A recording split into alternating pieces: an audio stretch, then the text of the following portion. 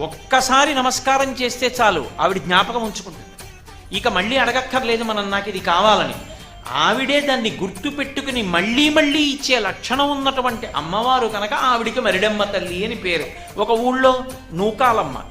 నూకాలమ్మ అంటే భూమి మీద నూకలు ఉన్నాయి, ఈ ఊళ్ళో నేనున్నాను, ఈ ఊళ్ళో నేనుండి ప్రతి పూట అన్నం తిని బ్రతకగలుగుతున్నానంటే ఆవిడ అనుగ్రహం. భూమి మీద నూకలు ఉన్నాయిరా వీడికట్ట, ఇక్కడ నాకు నూకలు మిగల్చి ఆయుర్దాయం ఇస్తున్న తల్లి ఈ గ్రామానికి అధిదేవత. అందుకే ఎప్పుడైనా ఊరు విడిచిపెట్టి వెళ్లే ముందు గ్రామదేవతకి చెప్పి వెళ్ళాలి. మనసులో నమస్కారం చేసుకుని పొలిమేర దాటుతున్నప్పుడు, అమ్మ ఏదో ప్రవచనం చేయడానికి ఫలానా ఊరు ఎడుతున్నాను, తల్లి క్షేమంగా తీసుకురా అని చెప్పాలి. మళ్ళీ పొలిమేరకు వచ్చినప్పుడు చెప్పులిప్పి ఓ నమస్కారం చేయాలి. అమ్మ నీ అనుగ్రహంతో మళ్ళీ ఈ ఊరు వచ్చాను, నాకు నూకలు మిగల్చావు తల్లి, నీకు నమస్కారం.